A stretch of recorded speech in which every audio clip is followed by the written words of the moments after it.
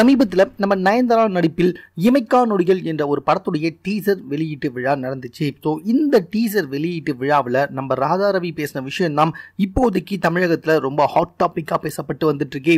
So Radha Ravi அந்த அளவுக்கு ரொம்ப கீழ்த்தனமாக நயன்தாராவை பற்றி பேசியிருக்காரு. அதுவும் அவங்க நடித்த படத்துக்கே போயிட்டு இந்த மாதிரிலாம் பேசுறது ரொம்ப ரொம்ப ஓவர். எப்போவுமே ராதா ரவி சார் வந்துட்டு பேசும்போது என்ன பேசுகிறாரு அப்படின்றது அவருக்கே தெரியாது.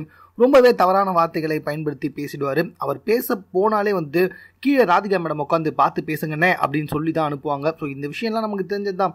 இப்போ அந்த மீட்டிங்கில் என்ன பேசினார் அப்படின்னு சொல்லி பார்த்தீங்கன்னா, ஸோ நயன்தாரா வந்துட்டு இத்தனை வருஷமாக இந்த தமிழ் சினிமாவில் தாக்கு பூச்சி நிற்கிறது ரொம்ப ரொம்ப கஷ்டம், ரொம்ப நல்லா நச்சுன்னு இருக்கிறாங்க.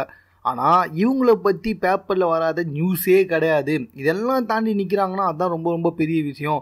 அது மட்டும் கிடையாது, நயன்தாரா வந்துட்டு இப்போல்லாம் வில்லியாக நடிக்கிறாங்க, ஹீரோயினாக நடிக்கிறாங்க, கடவுளாக நடிக்கிறாங்க, பேயாக நடிக்கிறாங்க. முன்னாடிலாம் வந்துட்டு கடவுளாக நடிக்கணும்னா கேஆர் விஜயாவை கூப்பிட்டுருவோம். அப்போல்லாம் வந்துட்டு கையெடுத்து கும்பிட்றவங்கள தான் கடவுளாக நடிக்க வைப்போம். இப்போல்லாம் பார்த்த உடனே கூப்பிட்ற மாதிரி இருக்கவங்களை கூட வந்துட்டு கடவுளாக நடிக்க வைக்கிறாங்க அப்படின்ற மாதிரி பேசிட்டாப்புல.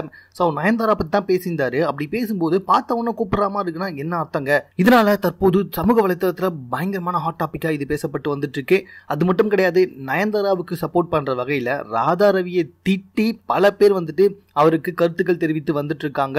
ராதா ரவி சார் பேசுனது ரொம்ப ரொம்ப தப்பு. அந்த வகையில் சின்மயி ராதா ரவியை பற்றி சொன்ன விஷயங்கள் எல்லாமே உண்மையா இருக்கும் போல் இருக்கே அப்படின்ற மாதிரி தற்போது சமூக வலைதளத்தில் பேசப்பட்டு வந்துட்டு இருக்கான். மேலும் இது போன்ற செய்திகளுடன் கூட தெரிந்து கொள்வதற்கும் எங்க சேனலை சப்ஸ்கிரைப் பண்ணுங்க. இது குறித்த உங்களுடைய கருத்துக்கள் எதுவாக இருந்தாலும் எங்களோட ஷேர் பண்ணிக்கோங்க.